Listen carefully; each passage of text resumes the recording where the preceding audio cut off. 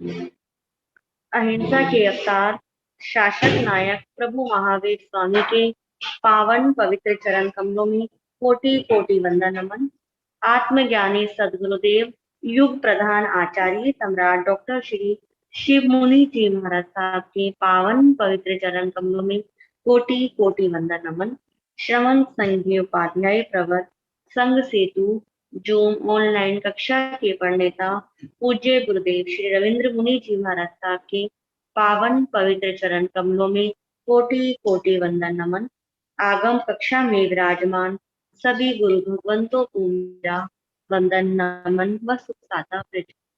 हमारे अनंत पुण्य से आगम ज्ञाता आगम पुरुष उपाध्याय भगवान पूज्य श्री जितेंद्र मुनि जी महाराज साहब के पावन मुखारबिंद से आगम वाणी श्रवण करने का लाभ प्राप्त हो रहा है। उपाध्याय भगवान हमें बहुत ही सहज सरल भाषा में एक एक शब्द को उनके अर्थ को गहन रूप से समझा रहे हैं। पूज्य गुरुदेव को मेरी बार बार वंदना व सुख साता प्रणाम। आज की गुरु वंदना का लाभ ले रहे हैं पंजाब सिंहनी शास्त्र ज्ञाता महासाध्वी श्री प्रवेश कुमारी जी महाराज साहब की शिष्या नेपाल गौरव डॉक्टर पूजा ज्योति जी महाराज साहब, साध्वी कृतिका जी महाराज साहब, साध्वी पूनम जी महाराज साहब आदि थाना 3।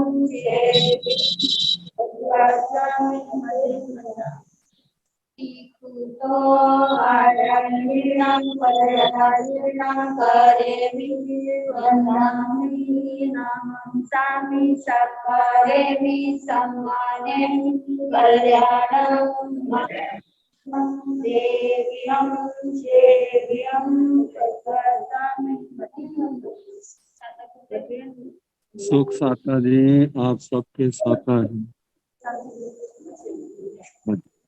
आगम वाचना में तपस्वी गुरु भगवंतों की तपस्या के नाम इस प्रकार हैं। आज की तपस्या तप चक्रेश्वरी तप सिद्धेश्वरी श्री विभा श्री जी महाराज साहब की शिष्या डॉक्टर आभा श्री जी महाराज साहब, आज इनका अकेला तप है। तप चक्रेश्वरी तप सिद्धेश्वरी श्री विभा श्री जी महाराज साहब, इनका आज उपवास है। डॉक्टर प्रतिभा जी महाराज की सुशिष्या साध्वी श्री श्रद्धा जी महाराज साहब, साध्वी श्री ऋषिता जी महाराज साहब, साध्वी श्री अनुज्ञा जी महाराज साहब, साध्वी श्री प्रणति जी महाराज साहब, इनकी उपवास है। श्रमणी सूर्या उत्तर भारतीय पर्वत में डॉक्टर गुरानेश्वरी सरिता जी महाराज साहब की सुशिष्या घोर तपस्वी महासाध्वी डॉक्टर पिंकी शुभा जी महाराज साहब, आज इनका उपवास है। साधना के शिखर पुरुष पूज्य गुरुदेव श्री पुष्कर मुनि जी महाराज साहब की सुशिष्या महासाध्वी श्री प्रिय दर्शना जी महाराज साहब की सुशिष्या डॉक्टर विचक्षणा श्री जी महाराज साहब, साध्वी श्री मोक्षदा जी महाराज साहब, इनके उपवास है। श्रमणी गौरव प्रज्ञा ज्योति डॉक्टर गुरानेश्वरी शिवाजी महाराज साहब की सुशिष्या साध्वी शादी जी और साध्वी सुचिता जी महाराज साहब, इनके उपवास है। सभी तपस्वी गुरु भगवंतों को तप में साता बनी रही ऐसी मेरी शुभ मंगल कामना है। अब मैं पूज्य गुरुदेव के चरणों में विनती करती हूँ, आप हमें आगम वाचना देकर हमारी ऊपर कृपा करें। वंदना नमो अरिहंताण नमो सिद्धाण नमो आर्याण नमो ओवयाण नमो स्वाहुण एसो पंच नमोकारो सब पाव तणसणो मंगलानंत संदेश परमं हवै मंगलम्।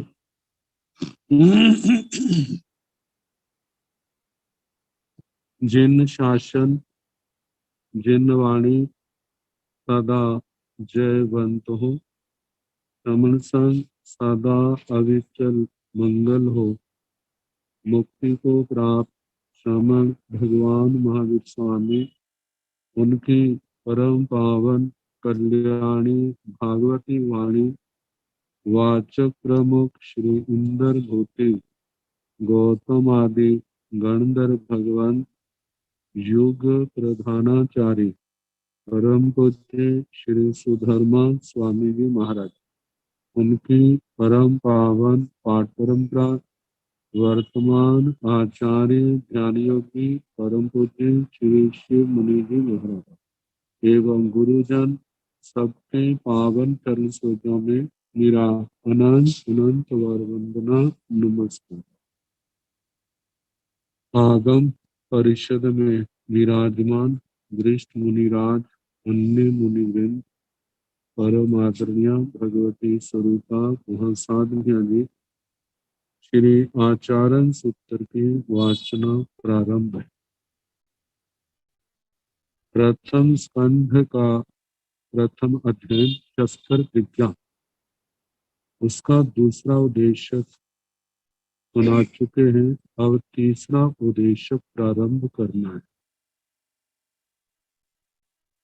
दूसरे उद्देश्य के अंत में कहा था, जिस आत्मा ने इन पृथ्वी काय के आरंभ स्थानों को ज्ञ प्रज्ञा से जान लिया, प्रत्याख्यान प्रज्ञा से पृथ्वी काय के जीवों का आरंभ समारंभ का परित्याग कर दिया। तेहु मुनि परिणाय कम्मे किवेमि, वे ही मुनि परिज्ञात कर्मा है, वह परिज्ञात कर्मा मुनि। अब तीसरा उद्देश्य है, जिसमें अपकाय के स्वरूप का, उसके वध से कर्मों का बंध होता है और उसका परित्याग करने वाला परिज्ञात कर्मा मुनि है। केवल पृथ्वी काय के जीवों के वध का परित्याग करने मात्र से कोई पूर्ण मुनि नहीं बन जाए। जहाँ पर तो 6 काया के जीवों की हिंसा का परित्याग करने पर मुनि जीवन आत्मा के अंदर अवतरित होता है। तो पहले वर्णन किया, पहले उद्देश्यक में सामान्य रूप से, दूसरे से पृथ्वी काय का, तीसरे में अपकाय का वर्णन आएगा। तो कहा है, जैसे पृथ्वी काय के अंदर चेतना विद्यमान है, पृथ्वी काय के जीव अनंत हैं और एक एक जीव के अंदर वैसे ही लक्षण पाए जाते हैं जैसे मनुष्य आदि के अंदर पाए जाते हैं। ये ठीक है, हमारा जीवन संगी भाव है और उनका असंगी है, एक इंद्रिय का है, लेकिन चेतना तो हमारी सबकी एक समान है। कर्मों के उदय के कारण से शरीरों के अंदर अंतर पड़ गए, लेकिन कहा है, चाहे आज वो पृथ्वी काय के जीव है, यदि उनकी आत्मा का विकास प्रारंभ होने लग जाए तो वे जीव उठते उठते केवल इंद्र ही नहीं, जिनेन्द्र तीर्थंकर भगवान के पद को पाने के अधिकारी भी बन जाते हैं।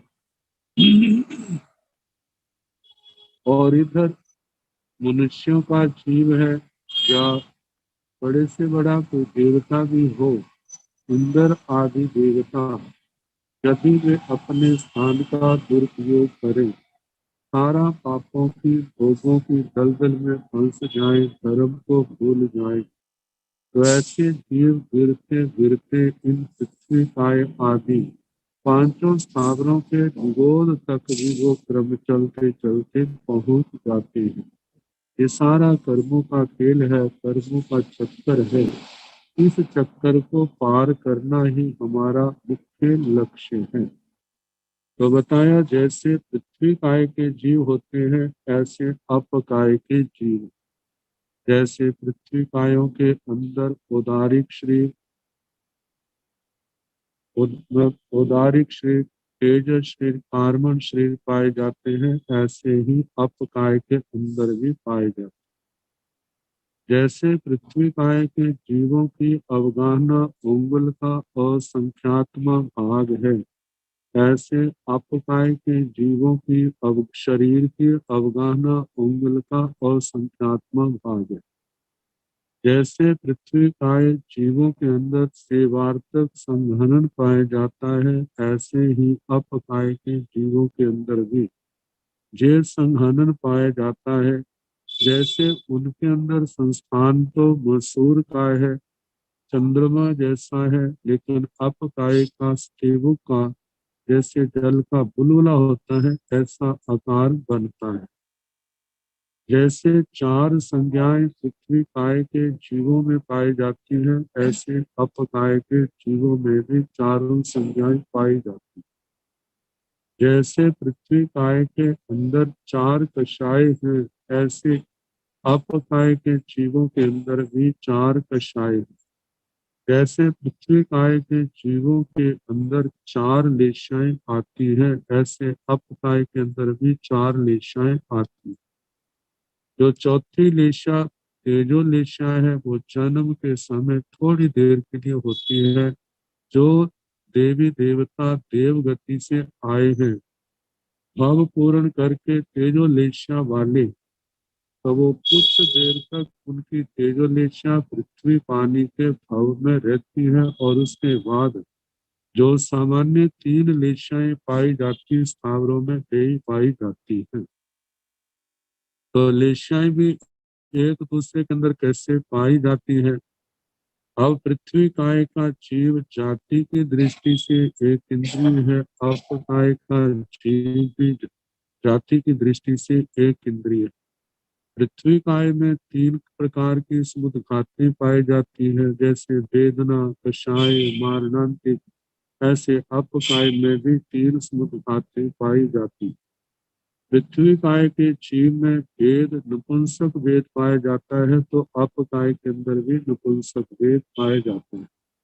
पृथ्वी काय के जीवों में पहली प्रथम चार पर्याप्तियां हैं, ऐसे अपकाय के जीवों में भी पहली चार पर्याप्तियां ही पाई जाती। दृष्टियां जो है दोनों की, मतलब के एकांत जो सारे मिथ्या दृष्टि होते हैं।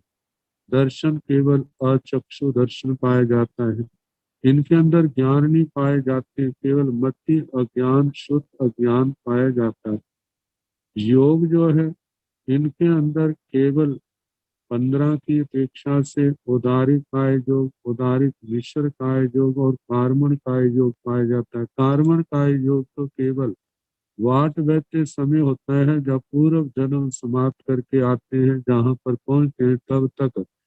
कार्मण काय योग जब तक शरीर पर्याप्ति पूर्ण नहीं होती तब तक उदारिक मिश्र काय योग है, उसके बाद उदारिक काय योग पाए जाते हैं। इनके अंदर उपयोग जो है वो तीन पाए जाते हैं, जैसे मति अज्ञान, शुद्ध अज्ञान और अचक्षु दर्शन। दोनों के अंदर समानता चल रही है।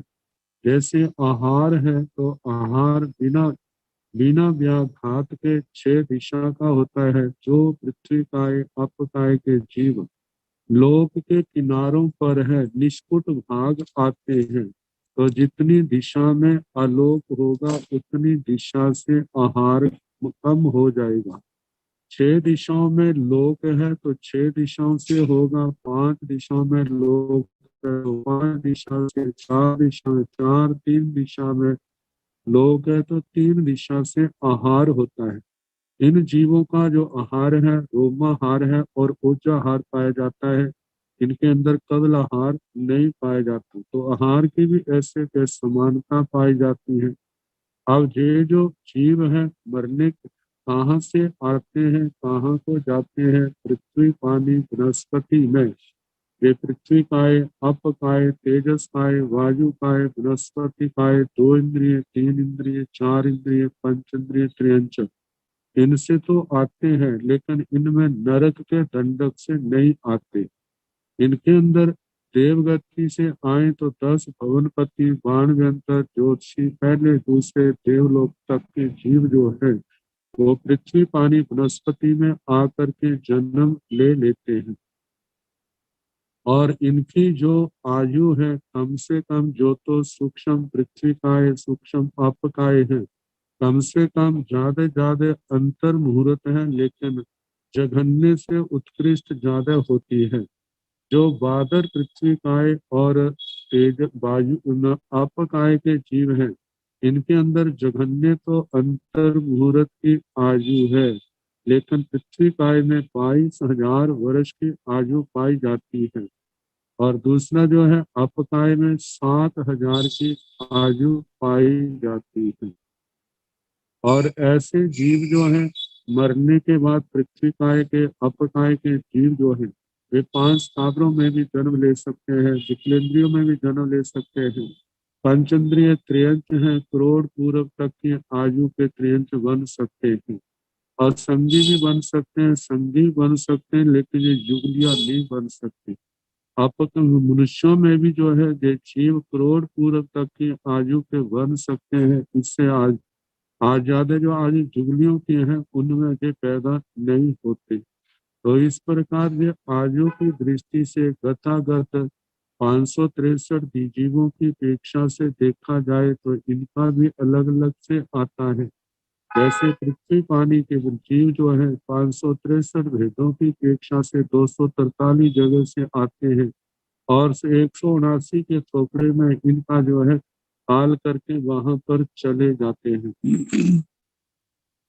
मृत्यु उनकी समुद्रघात के द्वारा भी होती है, बिना समुद्रघात के भी होती है। इन दोनों में चारों प्राण पाए जाते हैं। चारों प्राण जो है स्पर्श इंद्रिय बल प्राण है, आगे काय बल प्राण है, श्वास बल प्राण है, आयुष्य बल प्राण है। ये 4 बल प्राण 3 योगों की अपेक्षा से देखते हैं तो इनमें काय योग पाया जाता है। जैसे काय योग पृथ्वी काय में पाया जाता है, ऐसे ही अप काय में पाया जाता है। इतनी आपस में इनकी समानताएं हैं। और कहा है कि केवल पृथ्वी काय के मुनि को, पृथ्वी काय के जीवों की जहाँ पर हिंसा का त्याग करना है, उसके साथ में अपकाय के जीवों का भी हिंसा का त्याग करना है। तो इस संबंध में पहले जो है एक ऐसा सूत्र कहा जा रहा है जिसके अंदर अणगार का स्वरूप है। तो बताया जा रहा है से वेमी, जहाँ अणगारे उच्चु पड़े, न्याय पड़ी बन्ने, ओ मायं उब माणे पियाही। यहाँ पर कहा जा रहा है कि अणगार का स्वरूप क्या है। ये सारी बातें आत्मा के अंदर जब आ जाती है तब ही हम उस आत्मा को एक मोक्ष मार्ग का आराधक हम अणगार कह सकते हैं। तो बताया है से बेमी, से का मतलब वह, मैं। ये कौन? आचार्य आर्य श्री सुधर्मा स्वामी जी महाराज आर्य श्री जम्बू स्वामी जी को संबोधन करते हुए कह रहे हैं कि से वह मैं बेमी। बेमी का मतलब ब्रवीमी।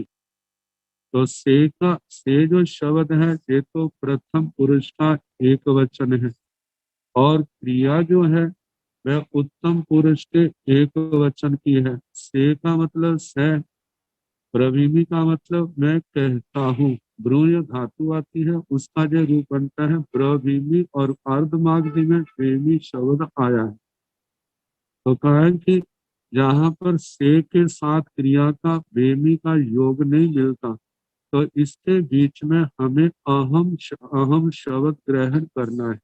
से अहम बेमी मतलब वह मैं कहता हूँ। ऐसा व्याकरण के अंदर नियम है, जिस समय 2 प्रकार के शब्द आते हैं, जैसे कि मतलब के अस्मद शब्द आता है, मैं का प्रतीक, हम का प्रतीक, या तुम तुम्हारे आता है, त्वम यूयम आता है। सैत मतलब सैत से वह अन्य पुरुष के लिए आता है। तो कहा है जब ये आए तो कैसे क्रिया का प्रयोग होता है। कहा जाता है कि प्रथम पुरुष का प्रयोग हो और दूसरी क्रिया दूसरा ना हो तो केवल प्रथम पुरुष के अनुसार क्रिया होती है। जब दो प्रकार के पुरुष प्रथम और मध्यम पुरुष के इनका प्रयोग होता है तो उस समय मध्यम पुरुष के अनुसार क्रिया का प्रयोग होता है। लेकिन जब इनके साथ उत्तम पुरुष का प्रयोग हो तो उत्तम पुरुष की क्रिया का प्रयोग होता है। तो जब उत्तम पुरुष की क्रिया का प्रयोग किया है तो इसका मतलब उत्तम पुरुष का जो रूप है षड्लिंग का उसका प्रयोग करते हैं। तो जहाँ पर प्रेमी प्रयोग किया मैं कहता हूँ, तो कहता कौन है, तो कहने के साथ एक वचन है तो एक वचन के साथ अहम आएगा। और यदि बहुवचन होता तो वयम शब्द आना था। तो जहाँ पर एक वचन है तो एक वचन से हमें अहम शब्द लेना है। तो अहम बेमी मतलब मैं कहता हूँ, से वह कौन, जिन्होंने भगवान के चरणों में रह करके जहाँ भगवान का जीवन देखा है, जहाँ निर्ग्रंथ प्रवचन भगवान के मुखारविंद से जब उन्होंने कहा वो मैंने सुना है। वह जो सुनने वाला मैं हूँ, मतलब कि वो सुनने वाला और सुनाने वाले तो सिद्ध गति को चले गए हैं। उन दोनों महापुरुष दोनों की एकता बताई जा रही है, जिन्होंने भगवान के चरणों में रह करके बड़ी विनय भक्ति पूर्वक सेवा पूर्वक ये सारा निर्ग्रंथ प्रवचन सुना है। उनके चरणों में बैठ करके मैंने जैसा निर्ग्रंथ का स्वरूप सुना है, मैं हे आर्य जम्बू मैं आपको सुनाने जा रहा हूँ, आप उसको ध्यान से सुने। तो जहां पर कहा जहां अणगारे, जहां का मतलब जथा, जैसे जैसे अणगारे, अणगार का स्वरूप होता है। अणगार कौन, अणगार का क्या स्वरूप है, केवल शब्द अणगार शब्द जो है ये तो इससे तो इतना था न अगार, अगार का मतलब घर, न अगार जिसका अपना घर नहीं है, जिन्होंने मन से वचन से काया से घर का त्याग कर दिया है। काया यदि घर था द्रव्य का तो उसको छोड़ दिया है। यदि मानो घर नहीं था तो उस अपने घर को बनाने की, घर को पाने की जो तमन्ना थी उसको छोड़ दिया। जिन्होंने इस भावना को छोड़ दिया है, मुझे अब कोई घर रखना नहीं है, कोई अपने नाम का घर बनाना नहीं है, कहते वो अणगार है जो शाब्दिक अर्थ है। लेकिन कहा केवल घर का त्याग करने मात्र से ही कोई अणगार, भावित आत्मा अणगार मोक्ष मार्ग का पथिक नहीं बन सकता। कितने लोग ऐसे हैं जिनका अपना घर नहीं है लेकिन वो अपना घर बनाना चाहते हैं। तो कहा मन के अंदर अपना घर, ये संसार का, द्रव्य का, ईंटों का, चुनने का, पत्थर का, सीमेंट का, ये जो अपना घर बनाना चाहते ये भावना है। तो कहा वो वास्तव में देखा जाए निर्ग्रंथ प्रवचन में जो अणगार का स्वरूप है वो उसके ऊपर घटता नहीं है।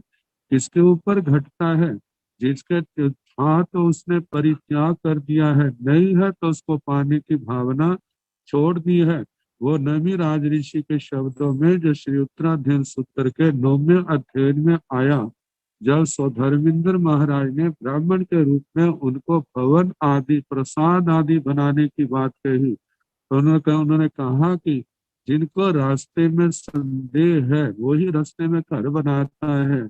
जिनको संदेह नहीं है कि मैंने तो जहां से जाना है इस बात में कोई संदेह नहीं है, तो वो अपने स्थान पर ही जाता है। तो अपना आत्मा का घर, आत्मा का स्थायी स्थान क्या है, वह लोकाकर भाग है। तो कहा जिन्होंने ऐसा छोड़ करके घर की भावना को छोड़ दिया है, तो कहा केवल ये तो एक अणगार शब्द से भावना आई, लेकिन इसके साथ अणगार के लिए और बहुत सी बातें हैं। जब तक वह बातें नहीं आती तब तक आगमों के अंदर जो अणगार का स्वरूप बताया है उसको हम अधूरा ही समझेंगे, जानेंगे। तो तीन बातें अणगार के लिए कही हैं। पहली बात कही है उच्चू कड़े। उच्चू कड़े का मतलब ऋजु कृत। ऋजु का जहाँ पर अर्थ है संयम, जो संयम का पालन करने वाला है। कहा है वह अणगार जिसका अपना कोई घर नहीं, जो संयम का पालन करने वाला है। संयम का मतलब पाप कर्म का त्याग करने वाला है। तो इसमें संयम के अंदर सारा भेद जो है, जिस समय 10वें कालिक सूत्र कराया था उस समय अहिंसा संयम तवों की व्याख्या में ये सब आया था। और जिस समय आवश्यक सूत्र कराया था, श्रवण सूत्र के अंदर 17 प्रकार का संयम आया था, वहां पर भी बताया था। एक तो ऐसा है जैसे पृथ्वी का पहले तो आसान तरीके से संयम के सारा भेद, जैसे अहिंसा, सत्य, अस्तेय, ब्रह्मचर्य, अपरिग्रह, ये 5 महाव्रत आगे। फिर उसके आगे पांचों इंद्रियों को के ऊपर संयम रखना, पांचों इंद्रियों को अपने बस में करना। श्रोत्र इंद्रिय, चक्षु इंद्रिय, घ्राण इंद्रिय, रसना इंद्रिय, स्पर्शन इंद्रिय, इन पांचों इंद्रियों के द्वारा हमें जो जो मन करे उस ओर नहीं जाना, हमें उस ओर जाना है जहाँ संयम की वृद्धि हो, जहाँ धर्म ध्यान की वृद्धि हो, जहाँ पर हमारी संवर हो, कर्मों की निर्जरा हो। इंद्रियों का उस क्षेत्र में प्रयोग करना है जहाँ पर आश्रम द्वार बढ़े, जहाँ कर्मों के बंधन बढ़े, वहां पर इंद्रियों का प्रयोग नहीं करना।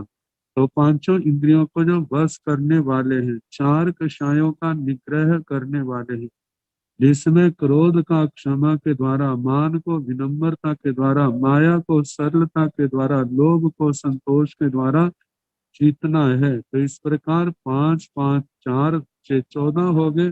आगे मन वचन काय है। मन वचन काया को पाप मार्ग से हटा करके धर्म मार्ग में लगाना, जिससे आत्मा संवर में आए, कर्मों की महानिर्जरा करे। तो ऐसे जिस सारा भेद है, इनका पालन करने से आश्रव द्वार रुकते हैं, संवर द्वार जो है अपने जीवन में आ जाते हैं।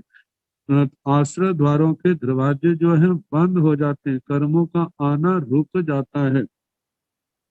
तो कहा इस प्रकार ये 17 प्रकार का संयम। दूसरे भेद जो है, जैसे पृथ्वी काय संयम, अप काय संयम, तेजस काय संयम, वायु काय संयम, वनस्पति काय संयम, द्विंद्रिय संयम, त्रिंद्रिय संयम, चतुरिंद्रिय संयम, पंचेंद्रिय संयम, अजीव काय संयम, प्रेक्षा संयम, उपेक्षा संयम, परिमार्जना संयम, परिस्थापना संयम, मन संयम, वचन संयम, काय संयम, ये सारा भेद है। जैसे पृथ्वी काय संयम का मतलब पृथ्वी काय के जीवों की हिंसा का त्याग करना पृथ्वी काय संयम है। अपकाय के जीवों की हिंसा का परित्याग करना अपकाय संयम है। तेजस काय के जीवों की हिंसा का त्याग करना तेजस काय संयम है। वायु काय के जीवों की हिंसा का त्याग करना वायु काय संयम है। वनस्पति काय के जीवों की हिंसा का परित्याग करना वायु काय संयम है। तो इंद्रिय जीवों की वनस्पति काय के जीवों की हिंसा का त्याग करना वनस्पति काय संयम है। दो इंद्रिय जीवों की हिंसा का त्याग करना दो इंद्रिय संयम है। त्रिंद्रिय जीवों की हिंसा का त्याग त्रिंद्रिय संयम है। चतुरिंद्रिय जीवों की हिंसा का त्याग चतुरिंद्रिय संयम है। पंचेंद्रिय जीवों की हिंसा का त्याग पंचेंद्रिय संयम है। आगे अजीव काय संयम। अजीव का संयम है। अजीवों को जो अजीव पदार्थ मुनि के पास है, जो संयम में उपयोगी उपकरण बस्तर पात्र पुस्तक आदि है, तो उनको ध्यान से रखना आदि उनके संबंध में विवेक रखना, वो जो है अजीव काय संयम है। और इसके आगे प्रेक्षा संयम। संयम की जितनी भी प्रतिलेखना आदि क्रियाएं हैं उनको बड़े ध्यान से करना। उपेक्षा संयम है। जैसे गृहस्थों की नाना प्रकार की आरंभ समारंभ की क्रियाएं हैं, तो क्या है गृहस्थ लोग करते हैं, साधु साध्वी जो है सामान्य से कहते हैं कि इनसे आपको बचना चाहिए। बच जाए ठीक है, नहीं बचते हैं तो उनके प्रति घृणा आदि न करते हुए उनकी उपेक्षा कर दो। वो गृहस्थ है, उनकी अपनी मजबूरियां हैं, हम अपने संयम में अपने तप की आराधना का ध्यान रखें। आगे परिमार्जना संयम, कोई हमें सफाई परिमार्जना करनी है तो यत्न से परिमार्जना करनी। परिस्थापना, कोई वस्तु परखने वाली है तो यत्न से परखना। मन संयम, मन के द्वारा अकुशल योगों का निरोध करना, कुशल योगों का की उदीर्णा करना। वचन योगों के द्वारा जो अशुभ वाणी है, सावध्य वाणी है, उसका परित्याग करना। निर्वध्य भाषा विवेक पूर्वक बोलना। काय संयम है, काया का भी बड़े उपयोग से उपयोग प्रयोग करना, मतलब पाप से हटाना। संयम धर्म आराधना में इस काया को लगाना। तो इस प्रकार के 17 प्रकार का संयम है। तो काय के उज्जू कड़े, उज्जू कड़े का मतलब जो इस संयम, उज्जू रिजु, रिजु का मतलब ये संयम, रिजु का मतलब अकुटिल, अकुटिल जिसके अंदर कुटिलता नहीं है। कुटिलता किसके अंदर नहीं होगी? जिसके अंदर में वास्तव में संयम होगा, वहां किसी प्रकार की कुटिलता माया के दर्शन नहीं होंगे। जब ये माया निकलेगी, संयम आएगा, तो ये सारी माया क्या हो जाएगी? आत्मा से निकल जाएगी। तो कहा इस प्रकार इस जो कुटिल नहीं है वह संयम उसका पालन करने वाले हैं। तो उज्जू कड़े का मतलब जो संयम का पालन करते हैं।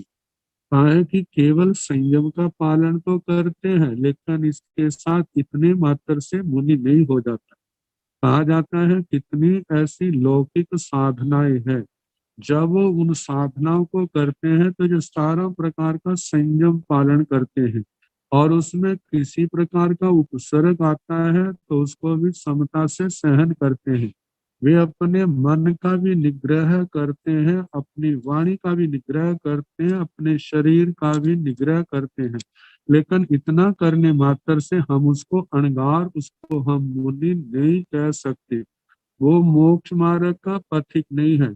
कितनी बार हम सुनते हैं चक्रवर्ती आदि या वासुदेव आदि किसी मन की कामना की पूर्ति के लिए वो अठम व्रत करते हैं, 3 दिन का उपवास करते हैं और पूर्ण रूप से पोषण धारण किया हुआ है, जहां तक वो आहार तक भी नहीं करते और पद्म आसन आदि में बैठे हुए अपने लक्ष्य के लिए।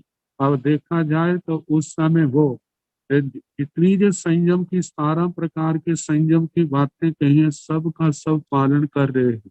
जब सबका सब पालन कर रहे हैं लेकिन उनकी भावना लौकिक कामना को लेकर के है, इसलिए उस अवस्था में उसको मुनि नहीं कहा है। हम कितनी बार देखते हैं, पढ़ते हैं, महर्षि वेद व्यास के महाभारत के अंदर आता है, जिस समय अर्जुन विद्याओं की साधना के लिए जाता है, कैसे उसने मन वचन काया को एकाग्र किया है और कैसे देवियां उसकी परीक्षा लेने के लिए आती हैं और उन्होंने अर्जुन को गिराने के लिए क्या नहीं किया, सब कुछ आता है। जैन रामायण के अंदर जिस समय रावण, कुंभकर्ण, विभीषण आदि विद्याओं को साधन करते हैं, कैसे उन्होंने अपने आप को रोक करके रखा था, इतना संयमित बनाया हुआ था। इतने प्रलोभन आने पर भी, इतने भयानक दृश्य आने पर भी वो अपने लक्ष्य से चलायमान नहीं हुए। कहा कि इतना एकाग्र, इतना संयम होने पर भी उन लोगों को मुनि नहीं कहा है। क्यों नहीं कहा? क्योंकि उनकी कामनाएं लोक से संबंधित थी। वो कर्मों के बंधनों को तोड़ने के लिए चलने वाले साधक नहीं थे। उनके मन में लौकिक कोई तृष्णा को लेकर के जो साधना करे थे, उनकी साधना तभी तक थी जब तक उनका मनोरथ पूर्ण नहीं हुआ। जैसे मनोरथ पूर्ण हो गया, वहीं पर उनकी साधना का पारायण समापन हो जाता है।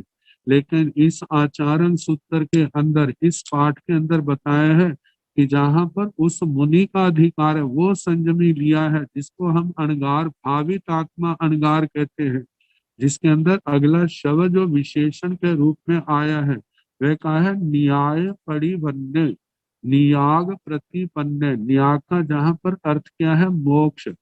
जिसके मन में, जिसकी आत्मा में जिस भावना है मैंने कर्मों के बंधनों से मुक्त होना है, जो मेरी आत्मा ने अज्ञानता में, मिथ्यात्व अवस्था में, प्रमाद में जो नाना प्रकार के कर्मों के बंधन बांधे हैं, ये 8 कर्मों के बंधन, ज्ञाना वर्णीय, दर्शना वर्णीय, वेदनीय, मोहनीय, आयु नाम गोत्र अंतराय, इन कर्मों के कारण से मैं 4 गति संसार में, 5 जातियों में, 6 कायों में, 24 दंडकों के अंदर अनादि काल से भटक रहा हूँ। मैंने जो है अब निर्वाण को, सिद्ध गति को पाना है, लेकिन सिद्ध गति ऐसे थोड़े मिलेगी। सिद्ध गति तो तभी मिलेगी जब आत्मा इन कर्मों के बंधनों को काटेगा, इन कर्मों के बंधनों से मुक्त होगा। अब उस सिद्ध गति को पाने के लिए, अनंत समाधि को पाने के लिए, जिसकी आदि तो है लेकिन जिसका अंत नहीं है, उसको पाने के लिए 8 कर्मों का क्षय करना होगा। और 8 कर्मों का क्षय कब होगा? जब ऐसे 17 प्रकार का संयम है, 12 प्रकार का तप है, जब हम इसका पालन करेंगे तब होगा।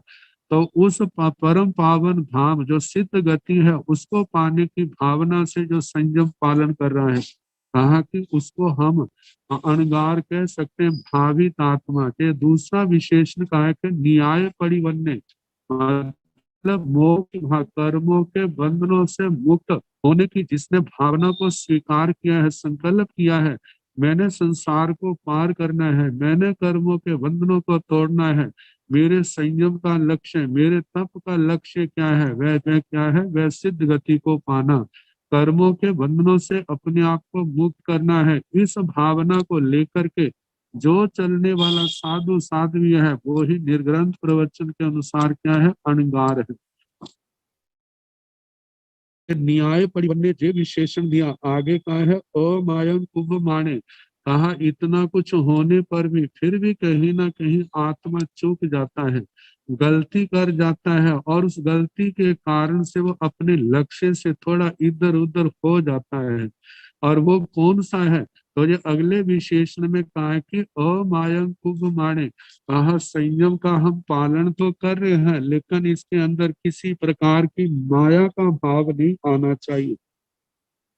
माया का भाव, जो माया भी, जैसे माया तो एक का है, लेकिन इसके साथ उपलक्षण से हम क्रोध, मान, लोभ को भी ले सकते हैं। चारों के चारों पे शायद राग और द्वेष, इनका जितना मोनी कर्म का परिवार है, इसको हम ग्रहण कर सकते हैं। तो कहा अमायं कुंभ माणे। अमायं का माया कहते हैं कपट, माया झूठ, माया छल, माया अपने पाप को छिपाना। तो कहा कि जो आत्मा ऐसा करता है, कपट कर रहा है, अपने दोषों को छिपा रहा है, तो कहा जाता है मुमुक्षु आत्मा अपने दोषों को छिपाए नहीं, वह सब प्रकट करे, उनकी आलोचना करे, निंदना करे, ग्रहणा करे, और प्रायश्चित के द्वारा उनका शुद्धिकरण करे। अपने पापों को छिपाना नहीं है। यदि हम अपने आप पापों को छिपा रहे हैं, आलोचना, निंदना, ग्रहणा, प्रायश्चित के द्वारा शुद्धिकरण नहीं कर रहे हैं, तो कहा जाता है ये दोष ऐसे ही उस मुमुक्षु आत्मा के लिए घातक होंगे। जैसे शरीर के अंदर कोई बीमारी पैदा हो गई है, उसको हम छिपाते हैं। शरीर के अंदर कोई घाव पैदा हो गया है, उसको हम छिपाते हैं। शरीर के अंदर कोई शल्य, कांटे आदि के रूप में चला गया है, वेदना बहुत होती है, लेकिन हम उसको छिपाते हैं, उसका उपचार नहीं करते। और यदि छिपाया जाता है तो जो आज शुरुआत प्रारंभ में थोड़ी सी ही शल्य चिकित्सा के द्वारा उसमें दूर हो जाना था, और उस व्यक्ति ने निरोग हो जाना था, उस मुसीबत से बच जाना था, लेकिन पाप को छिपाते रहे, जैसे छिपाते रहे हैं, वो जो पाप था, शल्य था, वो दिन प्रतिदिन उसकी भयानकता बढ़ती जा रही है, और एक दिन इतना बढ़ जाता है, इस शरीर के विनाश का कारण बन जाता है। इसी प्रकार कहा है कि छिपाया हुआ पाप कर्म जो है, ये भी बढ़ते बढ़ते एक दिन ऐसा बन जाता है, आत्मा को संयम से ही हाथ हाथ धोने पड़ते हैं, इस मोक्ष मार्ग से भटक जाता है। तो इसलिए भगवान कह रहे हैं जो सबसे आखिरी बात है, अमायं न मायं, अपने जीवन के अंदर माया को स्थान ना देना। ये माया जो है ऐसा ऐसा जहर है कि बड़े से बड़े, जैसे कितना बड़ा पात्र दूध का क्यों ना हो, उसके अंदर एक कांजी की छींट भी पड़ जाए तो सारा दूध फट जाता है, विकृत हो जाता है। ऐसे जो माया आदि दोष जो है, सारे संयम रूपी जो अमृत है, उसको दूर कर, दूषित करने में सक्षम समर्थ है। तो जे समर्थ ना हो, जैसे एहसास होता है मेरे जीवन में जे दोष है, तो साधक की साधना में यही साधना की यही सफलता है कि जैसे पता चला उसी समय उसी समय उस दोष को अपनी आलोचना निंदना ग्रहणा के द्वारा उसका शुद्धिकरण कर ले। यदि उसका शुद्धिकरण कर लेता है, उसकी साधना निर्दोष रहेगी। निर्दोष साधना ही आत्मा को मोक्ष में पहुंचाने में समर्थ है। निर्दोष साधना ही कर्मों के बंधनों को काटने में समर्थ है। जन्म जन्म की कर्म की ग्रंथियों को तोड़ने में समर्थ है। तो इसलिए कहा अमायं कुंभमाणे, जो अमाय मतलब अपने संयम को निर्दोष रखता है, माया किसी पाप से दूषित नहीं होने देता, ऐसे गुणों वाली जो आत्मा है, कहा अणगारे भी आहिए, ऐसी आत्मा को अणगार कहा जाता है। ऐसी आत्मा वास्तव में भावित आत्मा अणगार है। ऐसी आत्मा स्वयं संसार से तरती है और अनगिनत जीवों की मार्गदर्शक बनती है, अनगिनत जीवों के तरने में कारण बन जाती है। तो इस प्रकार कहा कि ऐसी आत्मा भावित आत्मा अणगार है। अणगार कहाँ है, कौन से वेमी। आचार्य श्री सुधर्मा स्वामी जी महाराज फरमाते हैं कि हे आयुष्मान जम्बू, जैसा मैंने अणगार का स्वरूप भगवान के चरणों में बैठ करके, उनके चरणों में बैठ कर रह करके जो मैंने सीखा, जो मैंने जाना, जो मैंने देखा, जो मैंने अनुभव किया, वह आपको बताने जा रहा हूँ। जहाँ अणगारे दिया ही, भगवान ने जैसा अणगार का स्वरूप कहा है वह आपको कहने जा रहा हूँ।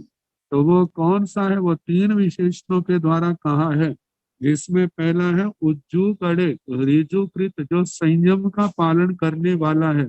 दूसरा है न्याय परिवन्ने, जो नियाग प्रतिपन्न मोक्ष मार्ग, जिसने साधना का वह साधना जो है केवल मोक्ष मार्ग सिद्ध गति को पाने के लक्ष्य से ली है और उसका कोई लौकिक लक्ष्य नहीं है। देवलोक उसका लक्ष्य नहीं है, लौकिक सिद्धियां उसका लक्ष्य नहीं है, लब्धियां उसका लक्ष्य नहीं है, केवल आत्म शुद्धि लक्ष्य है। आत्म शुद्धि हुए बिना आत्मा का निर्वाण नहीं। और कहा इस लक्ष्य को आत्मा तभी प्राप्त कर सकता है, सिद्ध गति को, जब अमायं कुंभमाणे, मतलब ऐसा आचरण करना जिसके अंदर किसी प्रकार की माया नहीं, छल नहीं, किसी प्रकार का छिपाव नहीं। जैसे कह देते हैं उनका जीवन ऐसा खुली किताब, तो कोई भी कहीं पर भी आकर के उनके जीवन को देख सकता है। कोई भी उनके जीवन के संबंध में प्रश्न कर सकता है, क्या आपने कभी ऐसा तो नहीं किया, क्या आपने कभी ऐसा तो नहीं किया। जब पूछने वाले प्रश्न पूछते हैं तो वो निधड़क सरल हृदय से कह देता है, विनम्रता पूर्वक गुरुओं की कृपा है, शासन की कृपा है, अभी ऐसे प्रसंग मेरे जीवन में नहीं आए। यदि आए हैं तो सरल हृदय से कह देता है, इन स्थानों पर मेरे को ये दोष लगे हैं और मैंने अपनी आलोचना के द्वारा, निंदना प्रायश्चित के द्वारा इनका शुद्धिकरण कर लिया है। जिनका कर लिया है कह देता कर लिया है, जिनका नहीं किया है तो कहता अभी मैंने किया नहीं, लेकिन जैसे मौका आएगा मैं इनका अवश्य करूंगा, ऐसी मेरी उत्कट भावना है। तो कहा ऐसे जीवों के लिए हम कह सकते हैं अमायं कुंभमाणे, उनकी साधना कैसी है, माया के कलंक से मुक्त है, निर्दोष है, उनके अंदर किसी प्रकार का शल्य नहीं है। ऐसी आत्मा भावित आत्मा अणगार है। प्रत्येक मुमुक्षु आत्मा का यही सपना होना चाहिए, हम भी ऐसे भावित आत्मा अणगार बने, हम भी ऐसे बने, हमारा जीवन निर्मल हो, पूर्ण रूप से संयम हो, तप से परिपूर्ण हो, हमारा लक्ष्य केवल सिद्ध गति का हो और हमारे संसार का कोई लक्ष्य ना हो, और हमारे जीवन में किसी प्रकार की माया ना हो। क्योंकि कहा जाता है जिसके अंदर सरलता है उसी वहीं पर उसका हृदय शुद्ध है, जिसका हृदय शुद्ध है वहीं पर धर्म का वास है। जहाँ धर्म का वास है उसी आत्मा का कल्याण है, उसी आत्मा का एक दिन निर्वाण है। इस सरलता के कारण, अकशाई भाव के कारण से आत्मा इस मोक्ष मार्ग पर बढ़ते बढ़ते उसका ज्ञान भी निर्मल होता जाता है, उसकी श्रद्धा भी निर्मल होती जाती है, उसका चरित्र भी निर्मल होता जाता है और उसका तप भी निर्मल होता जाता है और आगे से बढ़ते बढ़ते एक दिन अपने लक्ष्य को पाने में सफल हो जाता है। तो इस प्रकार ये पहला सूत्र, ये सूत्र ऐसा है जैसे नवकार मंत्र हमारे को याद है, जैसे हम उसका ध्यान करते हैं ऐसे हर समय हमारे उपयोग में जो रहना चाहिए। से बेमी जहाँ अणगारे उज्जू करे न्याय परिबंधे अमायं कुमाणे बियाहिए। ऐसा सूत्र हमारे उपयोग में, हमारे ध्यान का विषय बने, हमारे चिंतन का, हमारी अनुप्रेक्षा का विषय बने, ताकि हम अपने लक्ष्य के प्रति और अपने कर्तव्य के प्रति सदा जागरूक रहे। कहीं पर भी भूल हो तो उसका पश्चाताप हो और उसका हम परिमार्जन करें, तभी हमारी जो साधना, हमारा जो जीवन सफल होगा।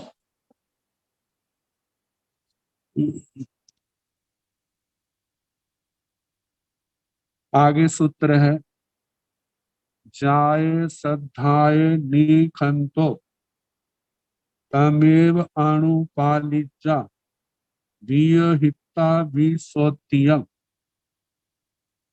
जाये श्रद्धाय निखंतो,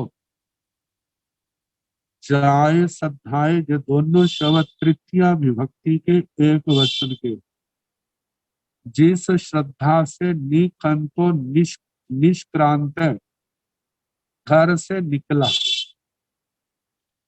घर से निकले, दीक्षा ली गुरुओं के चरणों में। क्या किसी को प्राय करके आजकल का तो समय ऐसा है कि गुरुओं के अनुराग से इतना ज्ञान नहीं होता, लेकिन गुरुजन है, गुरुओं से स्नेह बहुत है, गुरुनियों से स्नेह बहुत है, उसके कारण से चल पड़ते। लेकिन एक आत्मार्थी जीव जिसको घर में ही, जिसने क्या है ज्ञान प्राप्त कर लिया है, ज्ञान हो गया है, संसार के स्वरूप को समझ लिया है, और ये भावना है कि मैंने अब संसार को बंधनों से मुक्त होना है, और उनको जो भी पता है आत्मा का स्वरूप क्या है, कर्म बंधन क्या है, इनको कैसे तोड़ा जाता है, ये कर्म बंधन बनते कैसे हैं, बढ़ते कैसे हैं, संसार के जन्म मरण की वृद्धि का कारण क्या है, जन्म मरण से मुक्त होने के कारण कौन से, उन सबको ज्ञान है। जैसे चक्रवर्ती सम्राट राजरिद्धि को छोड़ करके जब बनते हैं, कितना उनकी भावों में निर्मलता होती है। वासुदेवों के जीवन में संयम नहीं आता, लेकिन भावना भाते हैं वो धन्य है जिन्होंने मतलब के संयम मार्ग को अपनाया है, और अपने आप को कोसते, मेरा कैसा पाप कर्म कि मैं इन भोगों के अंदर गृद्ध हूँ, मैं उस संयम को प्राप्त नहीं कर सकता। लेकिन बलदेव हैं, जिस समय उनके मन में वैराग्य होता है तो पीछे मुड़ के वो देखते नहीं है। कितना उत्कट त्याग, कितना उत्कट वैराग, कितनी उत्कट उनकी साधना, और कितने मांडलिक राजे महाराजे आदि हैं, सेठ सेठानियां हैं, महारानियां हैं, वासुदेवों की, चक्रवर्तियों की, अग्र महिषियां हैं, राजकुमारियां हैं, कितने लोग, और दूसरे सेठ स्थानीय दुनिया के लोग जो धर्म शास्त्र को सुनने वाले, समझने वाले, तत्व को समझने वाले, जब उनके मन में वैराग्य भावना आती है तो पीछे मुड़के नहीं देखते। जैसे अंतगढ़ सूत्र में, अनुत्तरोपातिक सूत्र में, ज्ञाता धर्म कथा सूत्र में, भगवती सूत्र में, जहाँ पर निर्यावलिका आदि सूत्र में निषद आदि अणगारों का वर्णन आता है, पदम आदि अणगारों का वर्णन आता है, सुख विपाक में सुबाहु कुमार आदि का वर्णन आता है। कैसे जब उनके हृदय में वैराग्य भावना परिपक्व हो जाती है, इतने उत्कट भावों से वो त्याग मार्ग की ओर बढ़ते हैं। तो जहां पर शास्त्र भगवान कह रहे जाय श्रद्धाए निखंतो, जिस श्रद्धा से, जिस रुचि से, जिस भावना को लेकर के आपने अभी निष्क्रमण किया, घर को छोड़ा, कहा है एक द्रव्य से घर से निकले हैं, दूसरा है 18 पापों से निकले हैं, 18 पापों का परित्याग कर दिया है, आज के बाद हम 18 पापों का सेवन नहीं करेंगे। कहा कि 18 पापों से बाहर निकलना ही क्या है, वास्तव में अभी निष्क्रमण है। अभी निष्क्रमण का मतलब निकलना, कहाँ से निकले हैं, संसार की इस माया से, संसार के इस पापाचरण से, भोगों की दलदल से वो निकले हैं। और दूसरा कहा कि यही वास्तव में क्या है, उनकी सच्ची प्रवृत्तियां है। तो कहा जाए श्रद्धाए निखंतो, जिस श्रद्धा से, जिस विश्वास से, जिस रुचि से, जिस उत्साह से आप घर से निकले हैं, संयम मार्ग में आए हैं, तमेव अनुपालिजा, उसी का पालन करे। कब तक पालन करे, जहां पर समय नहीं बताया है, लेकिन स्थान स्थान पर आता है, जाव जीवाय, आजीवन उस संयम का पालन करे, तपस्या की आराधना करे, आगे दो शब्द आते हैं, वियहिता विश्रोत्यंग।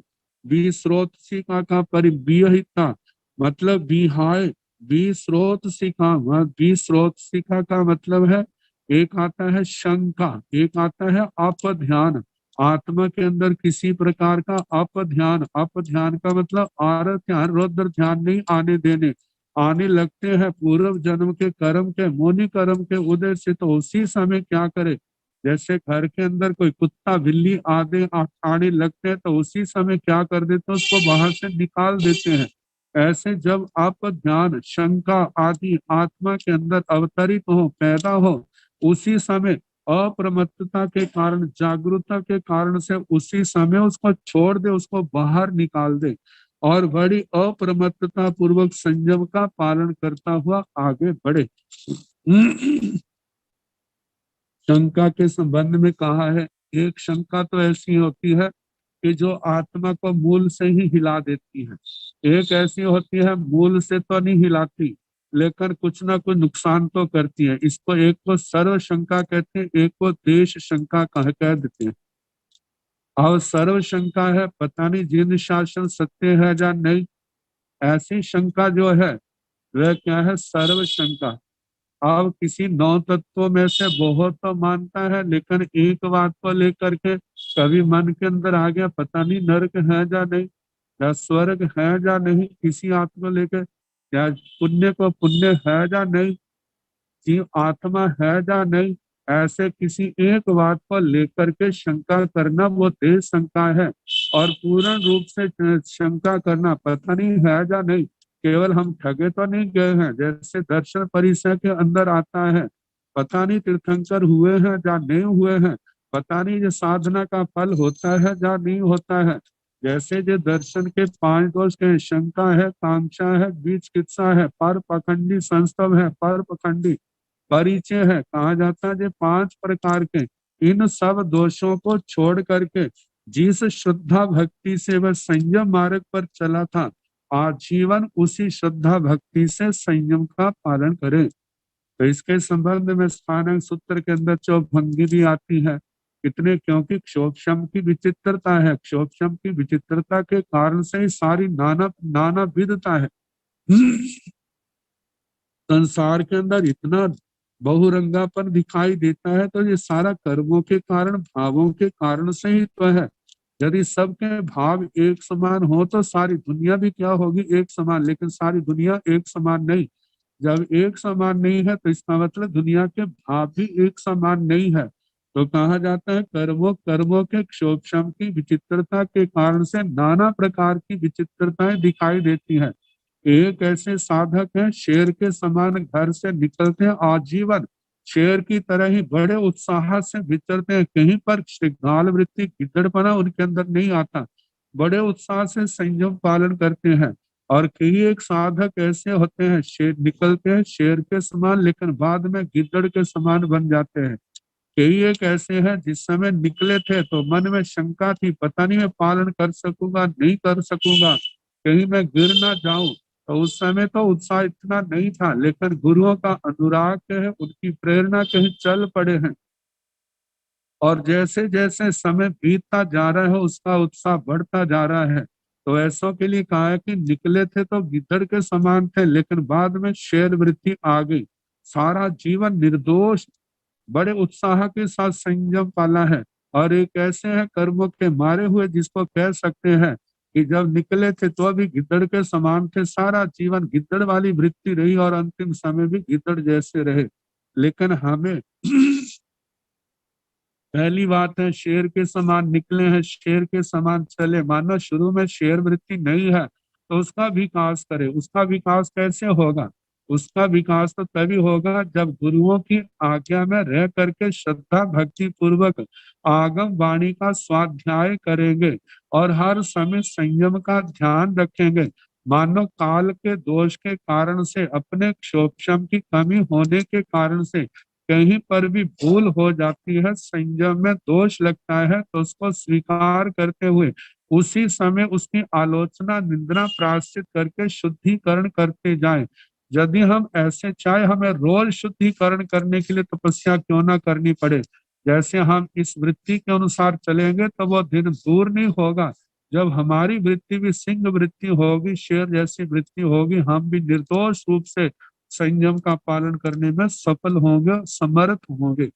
तो इस प्रकार ये दूसरे सूत्र की बात आई, जाय श्रद्धाए निखंतो तमेव अनुपालिचा विहिता विश्वतियम, कि जिस श्रद्धा से आपने निष्क्रमण लिया है उसी श्रद्धा से, रुचि से, उत्साह से आजीवन संयम का पालन करें और इसके अंदर किसी प्रकार की शंका कुशंका अपने जीवन में ना आने दें।